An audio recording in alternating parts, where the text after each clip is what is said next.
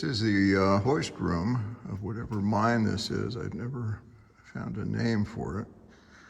This is what's left of the electric motor. Somebody stripped all the copper off of them. You see there was more behind that. Over there it looks like it was an auxiliary motor with a generator or something. You know, these motors were to run these hoists.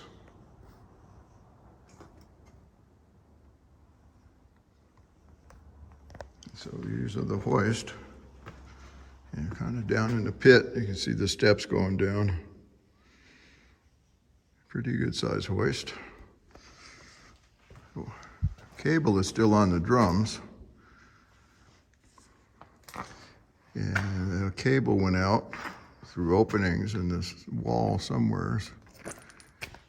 And it went to, you can see the top of the head frame there, and you can see a couple of sheaves on it. And the cable would have gone down those sheaves to pull buckets up out of the mine. Probably people too in an elevator car. What's indeterminate, I don't really know what was going on with it. You can see behind the head frame, there's another place where there's two more sheaves, which also seem to go down in the mine. But you wouldn't have been able to pull the material out the top there. The sheaves are too close to ground level. So probably they pulled it up out of a deep shaft down in the mine to an intermediate level where it was transferred and then moved over to the original head frame here. We'll walk around this. Going down the steps. Take a quick look at these things. It says 12/8 there. And if you were standing on the other side of this, you'd be able to, you know, read them normally instead of them being upside down. I'm going to presume those numbers were somehow indexed to something on this drum. Let the operator know just how deep he had dropped the thing into the mine.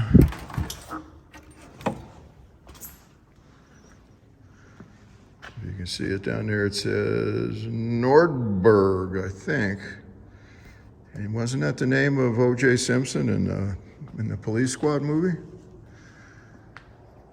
And this stuff here, I'm guessing, is the clutching mechanism between the drive shaft in the center and the drum on the outside.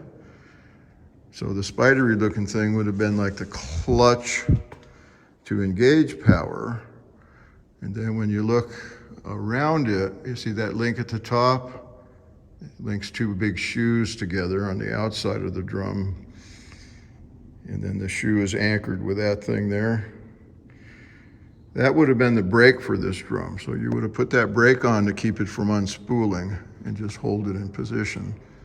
And then to move it, you would have engaged the clutch and released the brake, and then you would start bringing it back up. So obviously you wouldn't use power to put it down. It would drop of its own weight. And you would control it with a brake. And there's a control cab, which I will eventually get us up into. Of course, all the copper's been stolen.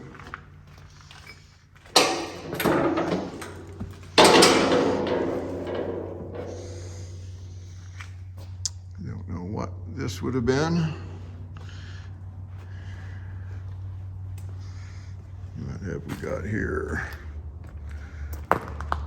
Hoistman's daily log. There's a daily log sheet for the hoistman here.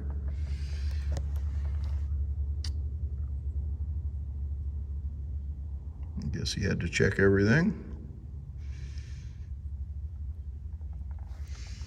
Magazine, let's see if we can find a date.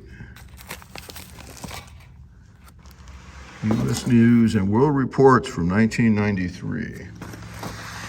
I imagine there was chaos in the world and everybody was worried that everything was going to fall apart, unlike today, where everything's just going as smooth as silk. Ooh, an old radio speaker. And steps up into the hoist house. Oh, look at those windows they put on there. Pretty fancy. Pretty fancy.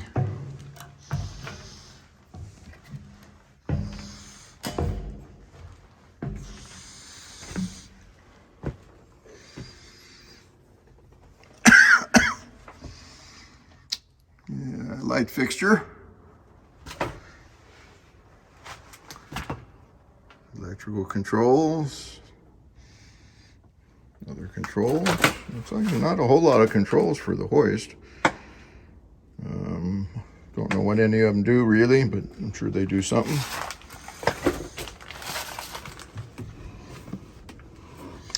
This thing, actually it looks like it went up and hit that electric switch there. Turn something on and off. One of these was probably a brake. The one was probably the clutch. Surprised they move as easy as they do.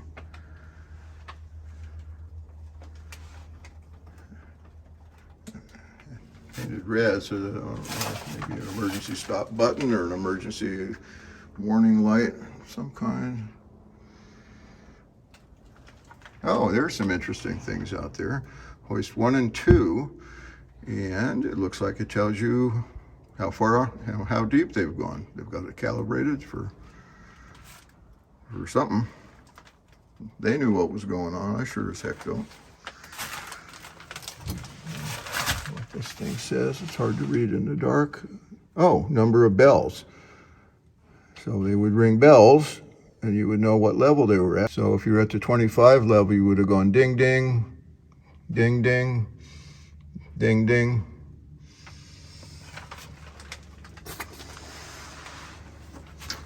Now we have something up here.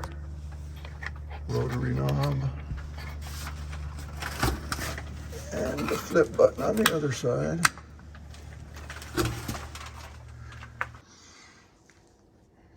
Okay, moving back out of this hoist house, there's a bunch of, stuff left on the floor. This piece of paper is one of the things.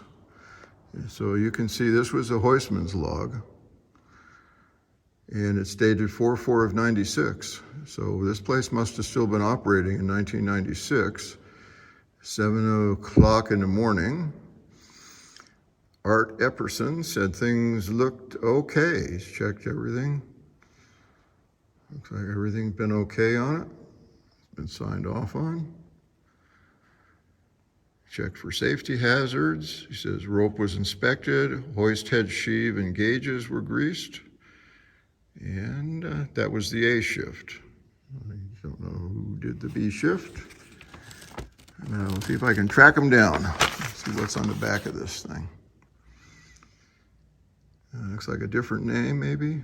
Yeah, this is 4/5 of 96, the next day. 7 a.m., Art Epperson again. Check for safety hazards. Everything looked okay. So in 1996, this thing was still going. Amazing. Not quite 30 years ago, this was a going concern.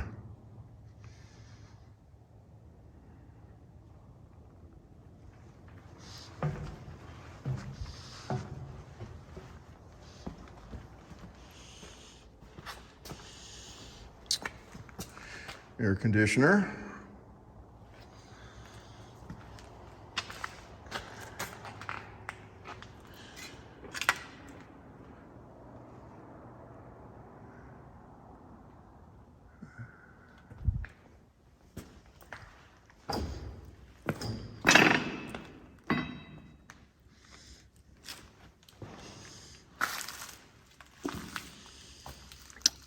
Looks to me like that's more of a work stand than an actual operational station, but what do I know?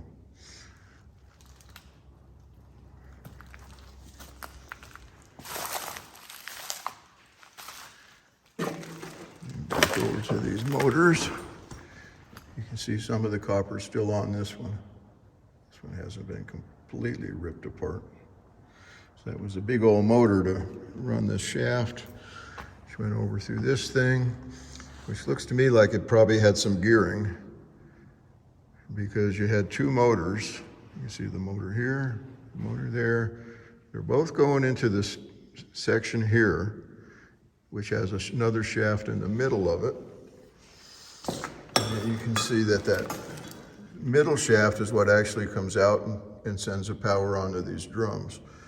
So that thing would have been turning, and then you would have engaged it with those clutches to run whichever of those hoists you wanted to run. And you see this down here. We have a control for, it says oil heater. You turn the oil heater on, and you can set the oil temperature. And who knows where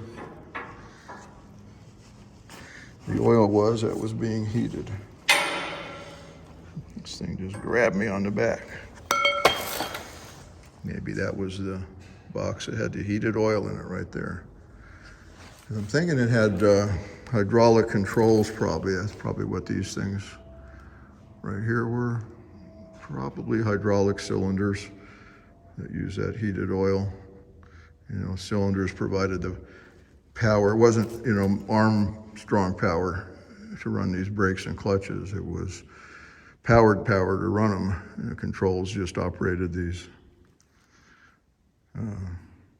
cylinders on each side. There's another set of them on the other side of this thing.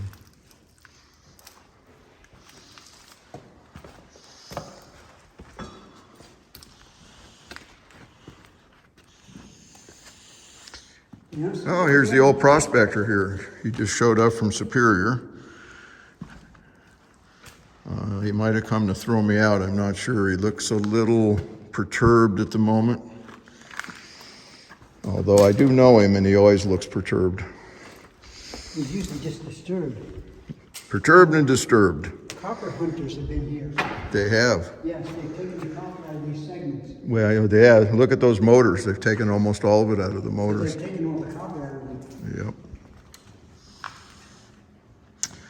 And then this side of this building appears to be the electrical control side. Lots of electrical stuff. And they say including, it looks like, kind of weird, almost looks like they had an electric motor driving a generator. Don't really know why that would be. Probably will never know.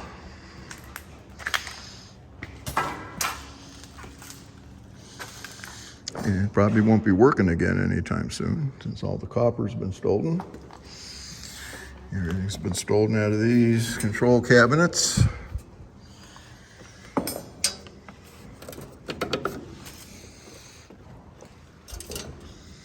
Control center. There's some copper or something. That would have been that would have been the inside of a transformer. And somebody has stolen all the copper windings, and that's just the steel core that's left now.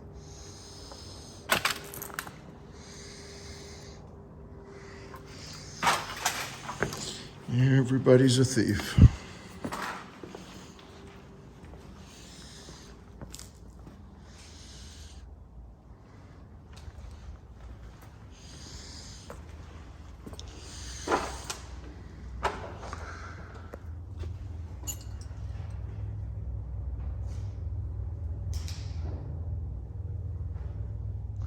Yeah, there's some nice old switches. I'm sure that doesn't meet OSHA requirements, but who knows? Maybe it does.